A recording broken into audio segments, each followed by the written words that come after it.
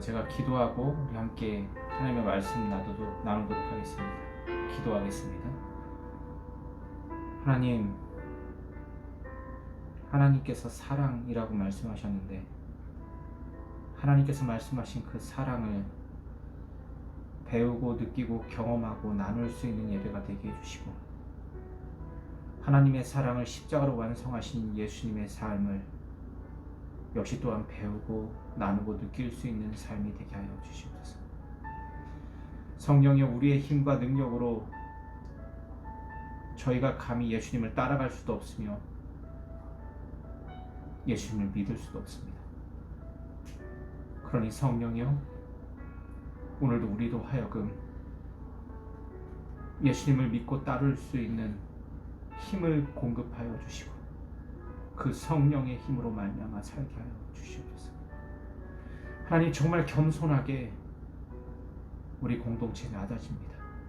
이 낮아짐의 겸손의 고백을 받으셔서 이 겸손이 곧 하나님의 강함을 경험할 수 있는 시간들이 되게 하여 주시옵소서. 오직 성령이 임하시면 너희가 권능을 받는다라고 이야기했는데, 하나님, 정말 성령의 권능이 절실히 필요한 시대입니다. 그 성령 가득한 열매, 성령께서 주시는 열매 가득한 삶으로 하나님 이 공동체에 이끌어 주시옵소서. 주님께 모든 것을 맡기며 사랑하신 예수 그리스도로 간절히 기도했습니다. 아멘. 우리 함께 하나님의 말씀 나누도록 하겠습니다. 저희 공동체가 나눌 하나님의 말씀은 마태복음 11장 28절 29절 2절 말씀입니다. 오늘 본문의 제목은 나는 이라는 제목으로 함께 말씀을 나누도록 하겠습니다. 신약성서 18페이지에 있습니다. 제가 본문 메시지 봉독하도록 하겠습니다. 마태복음 11장 28절 29절 말씀입니다. 수고하고 무거운 짐진 자들아, 다 내게로 오라. 내가 너희를 쉬게 하리라. 나는 마음이 온유하고 겸손하니 나의 멍에를 메고 내게 배우라. 그리하면 너의 마음에 쉼을 얻으리니 이는 내 멍에는 쉽고 내 짐은 가벼움이라 하시니라. 아멘. 여러분, 어떻게 일주일 동안 잘 지내셨습니까? 일주일 동안 어떻게 지내셨습니까? 또 일주일 동안 여러분 지내면서 하나님 앞에 어떤 기도를 드렸습니까?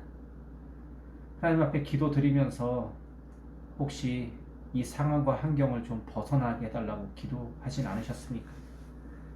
삶이 너무 고되고 힘들어서 정말 살아가는 게 쉽지 않아서 인생을 사다 다 지쳐서 너무 고통스럽게 그렇게 하루하루를 살다 보니 하나님, 이 삶의 자리에서 나를 다른 삶으로 좀 인도해 주십시오라고 기도하지 않으셨습니까? 또는 이 삶의 자리가 하나님의 축복과 섭리 가운데 완전히 변화시켜 달라고 기도하진 않았습니까? 근데 여러분, 그때 곰곰이 우리를 생각해보면, 우리의 기도를 생각해보면 하나님은 우리의 기도에 거의 응답하지 않으시는 것 같습니다. 삶도 제자리 걸음이고 상황과 환경도 전혀 바뀌지 않습니다. 근데 여러분, 우리가 기억해야 할 것은 그 삶의 한복판에 하나님께서 우리를 어떤 삶을 변화시키는 것이 아니라 그 삶의 한복판에 하나님이 찾아오심을 기억해야 합니다. 그래서 하나님과 함께 그 삶을 살아가는 것입니다. 제가 이번 주에 되게 아름다운 소식을 하나 접했습니다. 아마 여러분들한테 제가 좀 있으면 보내드릴 텐데요. JTBC인가 거기서 취재한 한 편의 아름다운 영상이었는데, 한 치매 걸린 할머니가, 연세 지극하게 드신 할머니가, 제주도에 살고 계신 한 할머니가 그냥 하염없이 길을 걸었어요. 자기가 치매가 있고 이제 치매가 생겼고 기억을 조금씩 상실된다는 것을 알고 한없이 바닷가를 따라서 걷기 시작했습니다. 왜냐하면 곧 있으면 자기가 생각을 잃게 되고 이 치매라는 병이 자기의 생각을 이제 송두리째 앗아가기 때문에 최대한 생각이 남아있는 시간에 많은 것들을 보고 싶었던 거예요. 터벅터벅 바닷가를 걸어간 거예요. 그러다가 어느 날 우연히 한 음식점에 들어갔습니다. 그 음식점에는 이제 30이 간 넘은 한 여인이 정성스럽게 손수 만든 식사를 만들어서 파는 음식점이었습니다. 그리고 이 식당의 여사장님은 직감적으로 이 할머니를 음식을 대접해야 한다는 것을 느꼈습니다. 그리고 그 할머니에게 음식을 대접하기 시작했고, 할머니와 함께 식사를 나누는 교제가 그 식당에서 만들어졌어요. 그러면서 치매를 앓는 할머니과 음식점 사장님이 함께 식사를 하면서 아름답게 살아가는 여정들을 이 JTBC에서 취재를 해서 아주 짧은 영상으로 만들었습니다. 그리고 이 치매가 걸린 할머니의 소원은 바다 끝까지 걸어가 보는 거예요. 근데 여러분, 바다를 걸을 수가 있습니까? 걸을 수가 없는 것이죠. 이 할머니의 그 바다 끝까지 걷고 싶다는 그 이야기는 아직 소녀 같은 마음으로 세상을 멋지게 살아보고 싶은 그런 마음이겠죠. 그리고 언제 세상을 떠날지 모르는 이 할머니는 자신에게 식사를 대접하는 여사장님에게 이렇게 고백합니다. 힘들고 어렵지, 너무 힘들고 어렵지, 어려워하지 마. 내가 이 힘들고 어려운 삶 함께 있어줄게.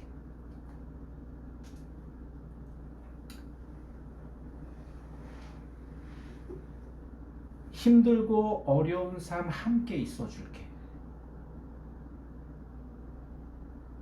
여러분, 힘들고 어려운 삶이 바뀌어지고 힘들고 어려운 삶이 사라지는 것이 은혜가 아니라 힘들고 어려운 삶 함께 있어 주는 것이 은혜임을 우리는 깨달아야 합니다. 수고하고 무거운 짐진 자들아 다 내게로 오라. 내가 너희를 쉬게 하리라. 수고하고 무거운 짐진 그 모습 그대로 예수님 앞에 나오는 것입니다. 그 모습 그대로 예수님을 만나는 거예요. 그리고 삶을 이제 나 혼자 그 무거운 짐을 짊어지고 살아가는 것이 아니라 예수님과 함께 그 힘들고 어려운 삶을 살아가는 것입니다. 그것이 바로 은혜, 그것이 바로 코랑데오, 하나님의 함께 하심입니다. 수고하고 무거운 짐진 자들아 다 내게로 오라. 내가 너희를 쉬게 하리라.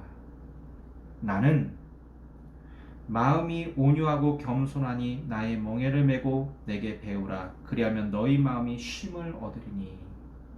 자, 예수님께서 지금 제가 저번주 저전주에 연달아 이야기했지만 종교적으로 정말 고통받는 이스라엘 백성들, 유대인들에게 그 종교의 담, 종교의 짐을 지금 떨구어내시는 것입니다. 그리고 그 삶에서 이제 예수님과 함께 새롭게 삶을 배워가는 거예요. 그리고 그 예수님은 자기 자신을 소개합니다. 나는 마음이 온유하고 겸손하니. 여러분은 어떤 사람입니까? 여러분이 생각할 때 여러분은 누구입니까? 또한 다른 사람들은, 주변 사람들은 여러분들을 어떻게 평가합니까? 많은 사람들이 삶을 살면서 자기 자신이 누구인지 모르고 살아갑니다. 내가 왜 태어났는지, 왜 삶을 살아가야 되는지, 내가 왜 이렇게 힘든 이런 직장 생활에서 이렇게 고된 노동을 해야 되는지 전혀 이유를 알지 못하고 그냥 자신이 누군지도 모르고 자신이 이 일을 왜 해야 되는지 모르고 대부분의 사람들이 살아가요. 즉, 나를 찾지 못하는 것입니다. 내가 누구인지 몰라요. 근데 여러분, 제가 누누이 얘기하죠. 여러분 누구입니까? 하나님의 형상입니다. 여러분, 기독교의 시작을 어떤 사람은 죄인부터 시작해요. 죄인. 모든 사람이 죄를 범하였음에 하나님의 영광에 이르지 못하더니 여기서부터 인간론을 시작합니다. 그래서 인간이라는 존재는 무엇이냐? 죄인이다. 이렇게 시작합니다. 그럼 우리의 정체성이 뭐부터 시작하는 거예요? 우리의 정체성의 근원이 뭐예요? 죄인이라는 거예요. 죄인. 아무리 노력해도 근본이 정체성이 죄인이고 시작이 죄인이기 때문에 그 죄인에서 벗어날 수가 없는 지경인 거죠. 맨날 기도하고 신앙생활을 해도 죄인 다시 곤두박질 치는 거예요. 오늘 제가 혜성이와 혜연이랑 미끄럼을 탔는데 미끄럼 높은 곳에서 쫙 내려오는 아이들이 쫙 세게 내려옵니다. 그렇게 그냥 삶에 아무리 하나님께로 가까이 가도 정체성 자체가 근원 자체가 죄인이기 때문에 한순간에 미끄러서 다시 죄인의 자리로 내려오는 거예요. 이 얼마나 불행한 인생입니까?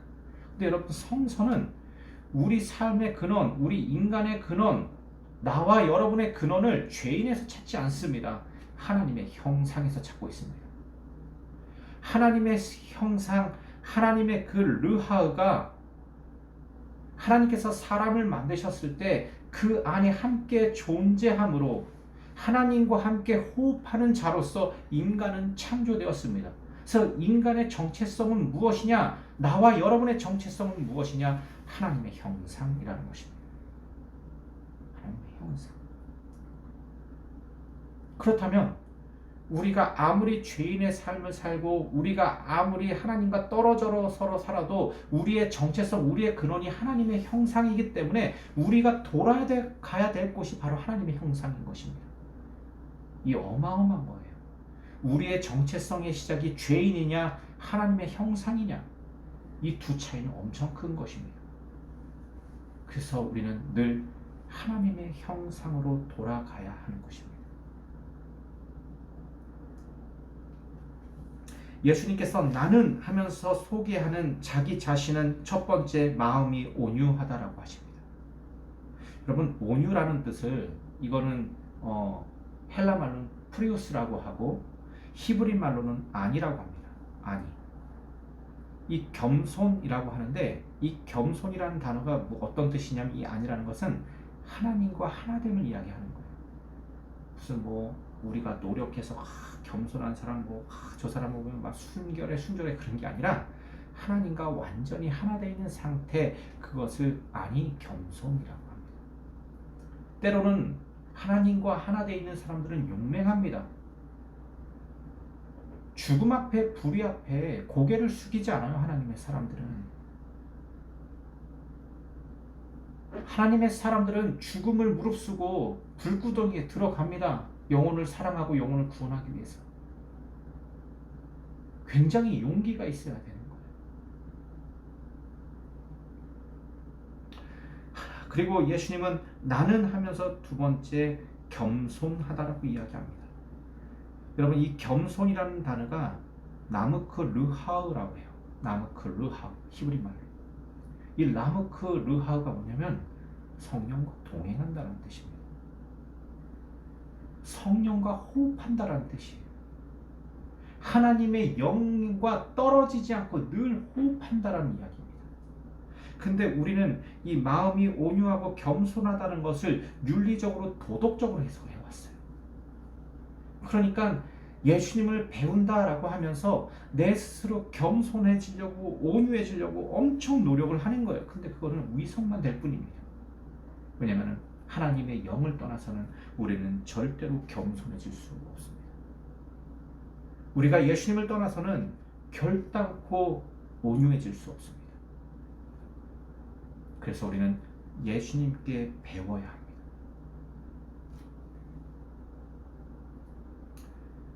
예수님과 어떻게 배우냐? 예수님의 것을 어떻게 배우냐? 예수님의 멍에를 메고 배우면 됩니다. 여러분 스가랴 9장 9절은 이렇게 나와 있습니다. 시온에 따라 크게 기뻐할지어다 예루살렘에 따라 즐거이 부를지어다 보라 내 왕이 내게 임하나니 그는 공의로우며 구원을 베푸며 겸손하여서 나귀를 타라니 나귀의 작은 것 곧 나귀 새끼니라. 우리 예수님께서 예루살렘에 입장하실 때 나귀를 타잖아요. 그게 바로 이 겸손의 뜻입니다. 여러분 고대 사회에 그 전쟁을 대표하는 짐승이 있어요. 혜성이 뭐겠어요? 고대 사자? 전쟁에 나갈 때 사람들이 그렇죠. 사람들이 타고 나가는 거 말입니다. 말, 기마병 하면은 이 전쟁을 대표하는 사람들이에요. 그래서 말이라는 것은 전쟁에 주로 사용하는 가축이었습니다. 반면에 완벽하게 농사일에 맞게끔 사용되는 가축이 있어요. 그것이 나귀입니다. 나귀. 그래서 나귀는 이 전쟁과는 완전히 동떨어진 가축이에요. 땅을 일굴고 가꾸고 경작하는 짐승입니다.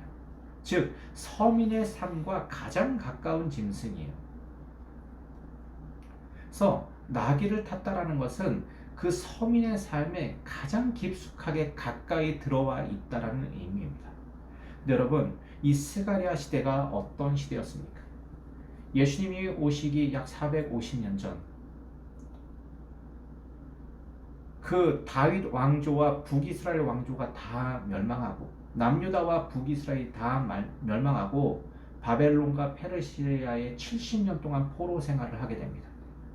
그래서 포로 생활에 귀환한 사람들은 더 이상 왕이 다스린 나라를 세우고 싶지 않았어요.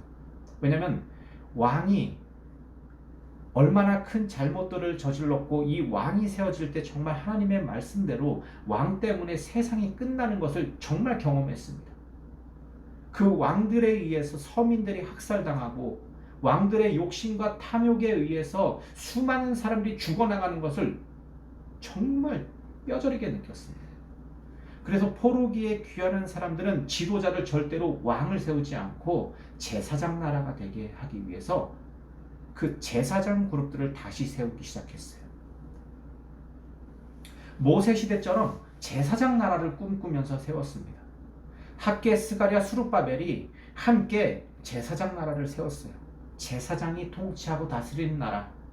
하나님의 마음과 뜻을 아는 제사장이 하나님의 마음과 뜻으로 세상을 다스리는 나라. 그러면서 여러분, 제가 저번 주에도 얘기했지만 학계 성전이 세워졌습니다. 수많은 사람들이 모여서 이제 다시 제사장 나라를 만들기 위해서 그 이스라엘의 하나님의 말씀대로 초라한 나뭇가지 성전을 만들었습니다. 그 성전이 얼마나 초라한지 사람들은 함께 울었습니다. 옛 성전, 옛 솔로몬의 그 아름다운 성전을 기억했던 사람들은 그 초라한 나뭇가지 성전을 보면서 도저히 이걸 성전으로 인정할 수가 없었습니다. 하염없이 눈물만 날 뿐이었어요. 초라하기 짝이 없는 나뭇가지 성전. 그러나 하나님은 그 가운데 너희들이 볼 때 이 성전이 초라하느냐, 이 성전이 그 솔로몬의 성전의 영광보다 더 크리라고 말씀하시면서, 비록 솔로몬의 성전은 무너지고 솔로몬은 죽고 끝났지만 세상을 움직이시고 다스리는 하나님은 영원하심을 학계의 선지자를 통해서 말씀하셨습니다. 그리고 제사장 그룹의 나라가 포로기 이후에 다시 세워졌습니다. 그러나 과연 그 제사장들이 성전을 온전히 세워갔을까요? 하나님 마음과 뜻으로 하나님의 나라와 뜻들을 온전히 세워갔을까요? 전혀 그렇지 않았습니다. 다시 조금 먹고 살기 편안해지고 다시 권위와 권세가 세워진 종교 지도자들은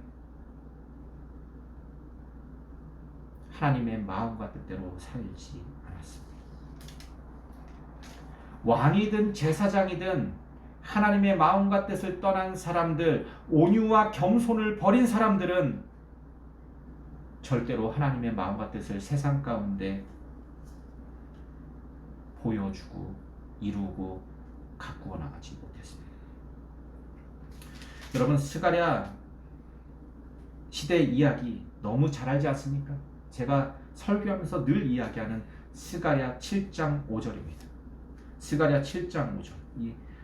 이게 어떤 내용이냐면은 그 학계 생전이 세워지고 무려 다시 70년 동안 이스라엘 백성들은 제사장 나라가 되기 위해서 제사를 하나님 앞에 올려드렸습니다.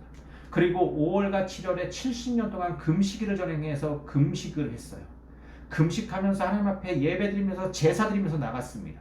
근데 그 제사 가운데, 예배 가운데 하나님이 전혀 응답하지 않는 거예요. 이들이 나와서 기도할 때마다 70년 동안 하나님은 침묵하셨습니다.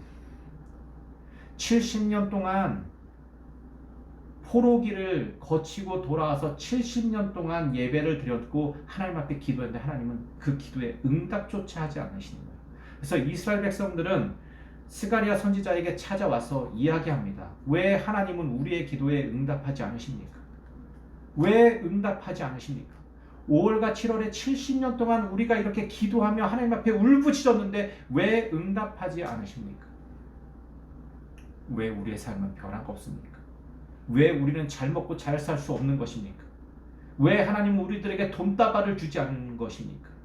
왜 하나님은 우리를 저 이방 나라처럼 강하게 하지 않으시는 것입니까? 왜 우리는 아직도 먹고 사는데 힘든 것입니까? 이런 기도들을 했겠죠. 저와 여러분들이 하는 기도처럼. 그때 하나님께서 스가랴 선지자에게 말씀하시는 것이 스가랴 7장 4절부터입니다. 제가 읽어보겠습니다. 만군의 여호와의 말씀이 내게 임하여 이르시되 온 땅의 백성과 제사장들에게 이르라. 너희가 70년 동안 다섯째 달과 일곱째 달에 금식하고 애통하였거니와 그 금식이 나를 위하여 한 것이냐. 너희가 먹고 마실 때 그것을 너희를 위하여 먹고 너희를 위하여 마시는 것이 아니냐.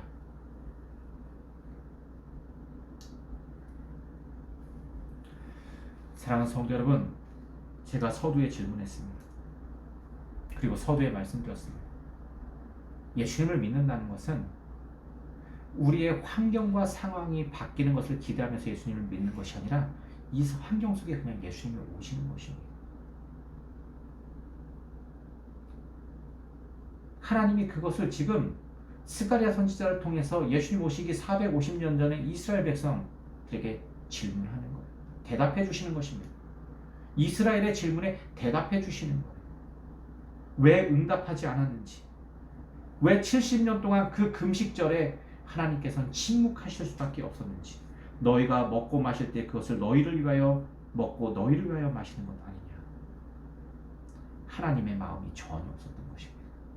왕이 다스릴 때는 억압에 짓눌려서 왕이 시키는 대로 순종했지만 왕이 하나님을 떠나서 그 모든 순종이 왕에게 한 것이지만 하나님에게 한 것이 아니었습니다. 제사장 나라가 되었더니 포로기에 돌아와서 제사장 나라를 세웠더니 이 백성들이 하나님과 상관없는 삶을 사는 것입니다. 그리고 지도자들도 하나님과 상관없는 삶을 살았습니다. 그리고 스가랴 9장에 가서 하나님은 이제 구원을 크게 베풀 왕을 이야기합니다. 내가 너희들에게 진짜 왕을 보내주겠다. 진짜 다윗 왕조죠. 다윗이라는 뜻은 사랑하다라는 아카드어입니다. 동사예요. 사람, 명사가 아닙니다. 그래서 다윗 왕조라는 것은 여러분 자꾸 여러분이 알고 있는 그 골리앗 죽인 다윗을 생각하시면 안 돼요. 다윗 왕조라는 것은 하나님을 사랑하고 이웃을 내 몸처럼 사랑하는 왕조라는 뜻입니다. 진짜 하나님의 마음을 사람에게 그대로 나타나는 왕을 이야기해요. 그 왕이 등장할 것을 스가랴 선지자는 예수님이 오시기 450년 전에 이야기합니다. 시온에 따라 크게 기뻐할지어다. 예루살렘에 따라 즐거이 부를지어다. 보라, 내 왕이 내게 임하시리니 그는 공의로우시며 구원을 베푸시며 겸손하시어 나귀를 타시나니 나귀의 작은 것 곧 나귀 새끼니라. 오늘 본문에 이야기합니다. 예수님은 나는 마음이 온유하고 겸손하니 나의 멍에를 메고 내게 배우라. 그리하면 너희 마음에 쉼을 얻으리니. 자, 여기서 말하는 비유는 바로 나귀입니다. 나귀의 멍에. 말의 멍에가 아닙니다. 나귀의 멍에. 인간들의 삶 속에서 인간과 함께 하시며 인간이 되시어 인간을 하나님 앞에 온전히 이끌어 가시는 겸손의 왕, 그 왕이 우리들의 왕이십니다. 그 왕이 말씀하십니다.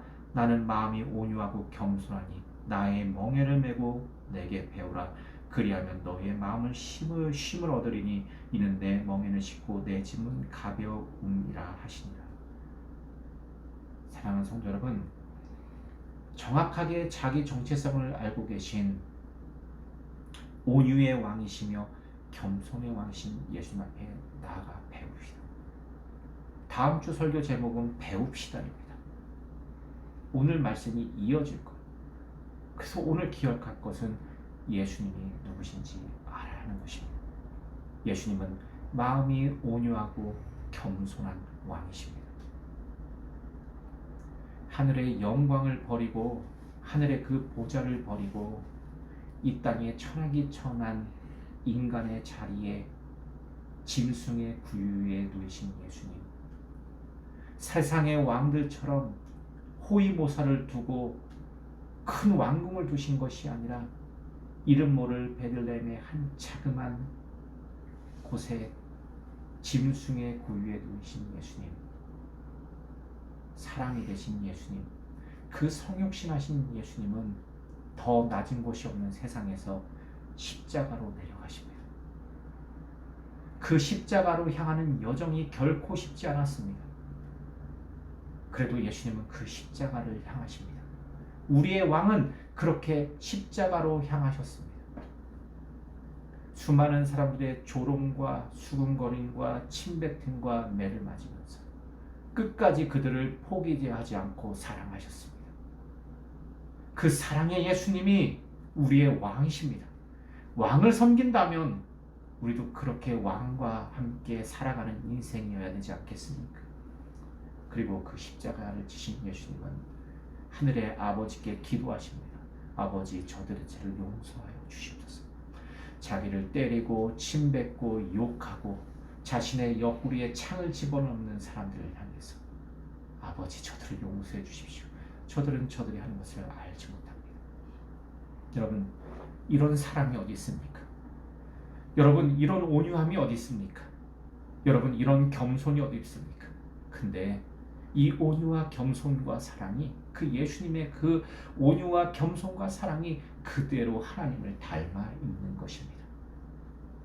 요즘에 여러분, 우리가 구약 성서를 묵상합니다. 열왕기하를 묵상하는데 여러분, 이게 정말 너무 잔인해요. 이세벨이 개에 뜯겨 물려 죽는 걸 보았습니다. 말씀 속에서. 그리고 그것을 하나님께서 하셨다라고 되어 있습니다. 이게 어떻게 온유와 겸손한 사랑이에요? 그죠?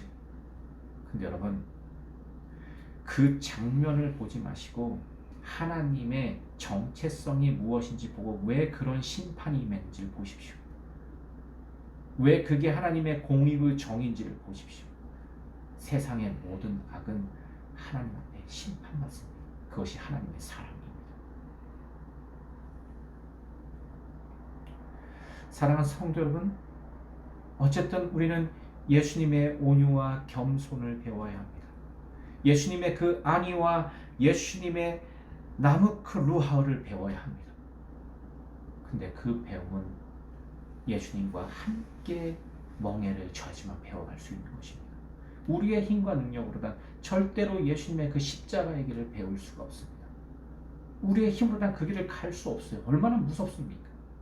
얼마나 두려운 곳입니까? 어떻게 우리가 그렇게 그 길을 뛰어듭니까? 하지만 우리 안에 성령이 임하시고 우리가 정말 예수님 손에 붙들려 있으면 우리는 예수님의 온유와 겸손의 길을 걷는 공동체가 될 것입니다. 우리 이 시간 기도합시다. 이 시간 기도할 때 하나님, 정말 예수님께서 나는 마음이 온유하고 겸손하니 라고 말씀하셨는데 그 마음이 온유하고 겸손한 예수님 앞에서 예수님의 길을 배우길 원합니다. 기도하는 시간을 갖도록 하겠습니다. 기도하겠습니다. 살아계신 하나님, 마음이 겸손하고 마음이 온유하신 예수님을 하나님 따라가는 저희 공동체 될 수 있도록 양된 우리를 주님의 말씀으로 불러 일으켜 세워주시옵소서. 하나님, 우리는 그 길을 갈 수 없습니다. 우리의 힘과 능력으로는 도저히 예수님 가신 길을 갈 수 없습니다. 그러니 예수님 옆에 그 멍에를 저에게도 채워주시고 우리 공동체에 채워주셔서 예수님이 이끄시는 그 멍에를 짊어지고 함께 십자가의 길을 걸어갈 수 있는 저희 공동체 되게 하여 주시옵소서. 주님께 모든 것들을 맡기며 사랑하신 예수님을 간절히 기도했습니다. 아멘. 우리 이 시간 다 같이 예수님이 가르치신 기도를 예매 마치도록 하겠습니다. 하늘에 계신 우리 아버지여, 이름이 거룩하심을 받으시오. 나라의 마옵시며 뜻이 하는 것이 땅에서 이루어지리라. 오늘날 우리에게 일어나 주시옵시고 우리가 우리의 죄인자를 사준 것 같이 우리 죄를 사주옵시고 우리 시험을 받게 없이며 다만 악에서 벗어서 나라와 권세는 아버지께 영원히 쌓나이다. 아멘. 여러분 예배 마쳤습니다. 우리가 진심으로 예수님과 함께 예수님의 그 온유와 겸손을 배워가는 공동체였으면 좋겠습니다. 감사합니다.